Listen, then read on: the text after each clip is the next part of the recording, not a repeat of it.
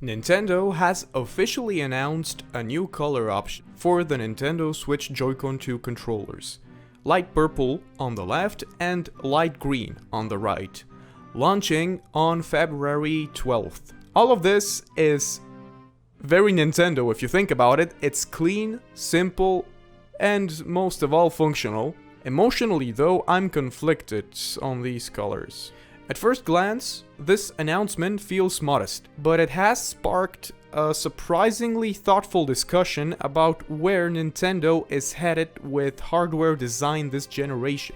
I will be honest, when I heard new colors, I imagined actual colors. The new Joy-Con 2 colorway keeps the same overall philosophy we've already seen since launch. I kind of expected black to be the default shell, and then for Nintendo to branch out with maybe something bold or something playful, like maybe hot pink, some people suggested wine red, or the same white aesthetic we had with the Nintendo Switch OLED. It will also be nice if we saw the return of the cool design elements that we had on the Smash Bros. Joy-Cons, the Zelda Special Edition Joy-Cons, the Scarlet and Violet Joy-Cons, the Splatoon Joy-Cons, gosh I love the Splatoon Joy-Cons, etc, etc. What we got is still mostly black, with the color tucked away around the joystick and the magnetic connector. When you separate the controllers from the actual Switch, the design would feel sleek and intentional, just like with the launch Joy-Con controllers.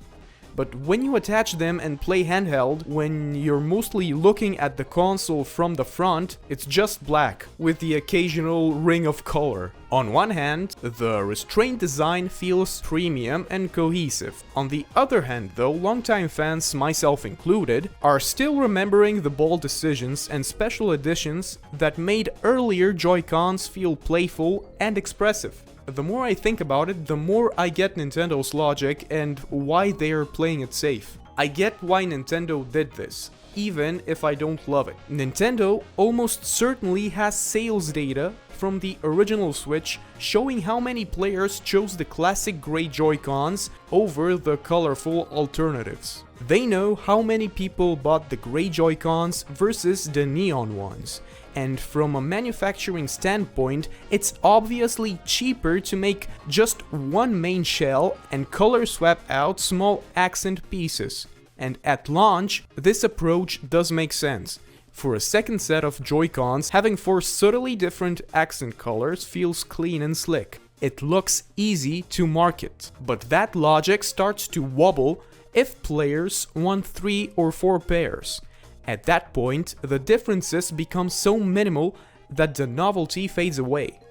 That sameness will start to feel boring. What really gets me is that this feels like part of a bigger trend. Nintendo used to let us express ourselves through their hardware, with swappable 3DS plates for example, the full system themes, wild special editions. That being said, the Switch One kept the colorful hardware, but stripped away the software customization. Now the Switch 2 feels like it's stripping back the hardware personality as well. Nintendo once embraced customization. Now with the Switch 2 era, it can feel like the color itself is slowly being dialed back. It feels like Nintendo is trying to make an adult console. You know, like your Microsofts and your Sonys and your Valves. I personally really hated when people call their Nintendo console just the Nintendo. Also, with kids mainly playing free or freemium games like Fortnite, Genshin Impact, Roblox, etc., maybe Nintendo tried to capture the teen and young adult audiences. Nevertheless, Nintendo's charm was always that it didn't care about being cool.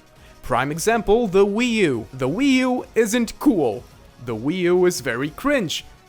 But the Wii U is hella charming. Overall, the higher-ups are just being really careful in my opinion.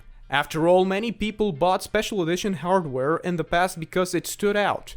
Sometimes even for games they didn't play because the design was joyful. I didn't even get into Splatoon, but those Switch 1 Splatoon Joy-Cons, oh goodness gracious, they were a chef's kiss. They were so unapologetically colorful, especially the magenta and neon green color scheme they had. It has always been my favorite Joy-Con color scheme. The Splatoon 3 Special Edition Joy-Cons also look gorgeous. One of the main selling points of the Nintendo Switch Lite was that it varied in color. It felt like choosing a starter Pokemon. It more or less brought the Tamagotchi-like feeling back. You chose your little console companion, and it became more or less a part of you, of who you were, and how you like to express yourself. My personal favorite Switch Lite color was the indigo color that they released later in its life cycle. It was so funny to me back then because when this particular color scheme of the Switch Lite released, it released alongside this Waluigi render, which is just, I don't know, just a food for thought. What did Nintendo mean by this? Also, why is the Switch Lite the only handheld Nintendo console that still has a proper D-pad? Please make a batch of Joy-Con 2s that have a D-pad, Nintendo. Why are only Pro controllers equipped with a proper D-pad? It would be nice to have a Switch Lite-like option for official Joy-Cons with a D-pad as well. Despite the criticism, there's also optimism and patience. I personally am trying to stay hopeful. Special edition consoles rarely appear in year one, and judging by past history, things should loosen up over time. Maybe we could get something wild, bold and unexpected with the release of Winds and Waves, Pokemon's 10th generation. To be honest, I'm so excited for it. It shows so much promise. The whole world actually was supposed to be like randomly generated with every playthrough, but now only one particular island will be randomly generated according to leaks and stuff. I think those leaks came from the Terra leak, so they could be credible. Also, did you know that Pokopia was supposed to be a minigame in Gen 10, but the Pokemon company's greed decided to cut it out and charge people $70 for it? Yeah, thank you, Pokemon Company.